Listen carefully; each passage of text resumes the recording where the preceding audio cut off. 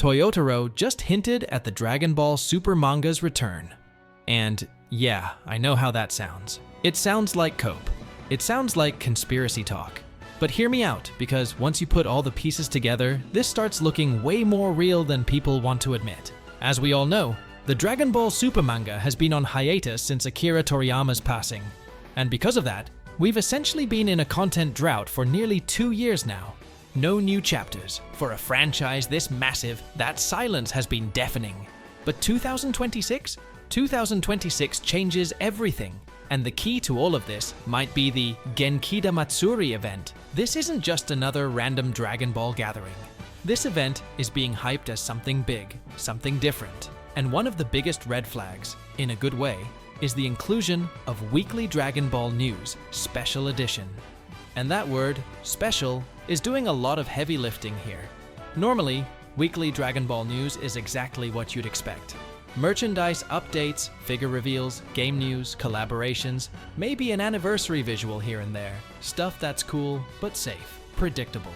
But when the Dragon Ball Super manga was still running monthly, this exact news program used to do something very important. They showed draft pages from upcoming manga chapters, sneak peeks, early art. Teases meant specifically for manga readers. So ask yourself this, why call it a special edition if there's nothing special to announce? If it was just figures and merch, they wouldn't need to label it differently. The only thing that would justify that label is manga-related news. And suddenly, the idea of a manga return doesn't sound so crazy anymore. But that's not the only thing. Over on Twitter, yeah, X, whatever you want to call it, someone made a half-joking tweet saying, Toyotaro blinked twice if the manga is coming back. And out of all the tweets on that platform, Toyotaro liked that one. Now sure, you can say it means nothing. You can say it was an accident. But Toyotaro isn't some random artist liking everything on his feed. He's careful. He knows fans analyze every move he makes. So, why like that tweet? From a random person? I know, I sound like a conspiracy theorist right now, but stay with me. Then there's Jump Festa. Toyotaro was present at Jump Festa, an event specifically known for anime and manga announcements. And while he didn't announce anything outright, he was there drawing Dragon Ball art live, reminding everyone that he's still very much tied to this franchise. And here's where it gets really interesting. Torishima, Akira Toriyama's legendary editor, wanted to meet Toyotaro at the event, and Toyotaro declined. Why? Because he said he was focusing purely on manga. Let that sink in. If Toyotaro wasn't actively working on something important, why turn down a meeting with Toriyama's editor? That's not something you casually brush off. That tells me his time is locked in, focused. And yes, some people will argue that he's just working on his original series, Lost Samurai. But that argument falls apart when you actually look at the timeline. Draft pages for Lost Samurai were already out back in July. Why would he still be deep into it in January? That doesn't add up, especially when Toyotaro himself has openly said that drawing Dragon Ball is his dream. That's the series he grew up loving. That's the world he wants to expand. And everything lines up perfectly with what I've been hearing.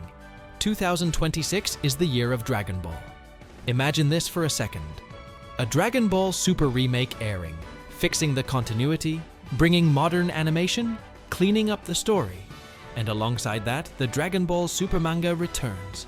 Anime fans and manga readers finally on the same page. One clean, unified flow. That would be peak Dragon Ball. And the community clearly feels it too. I ran a poll, and 84% of people believe the manga is coming back. Only 12% think it won't. Yeah, we might be coping, but this is the good kind of cope. The kind that's backed by patterns, history, and very deliberate hints. Now it's shout-out time. First shout-out goes to Shorts for Saiyans, who said Super Saiyan God is basically a god in base form, which is why Ultra Instinct functions the same way, and Super Saiyan Blue is a god as a Super Saiyan. That's exactly the point, and I'm glad you caught that connection.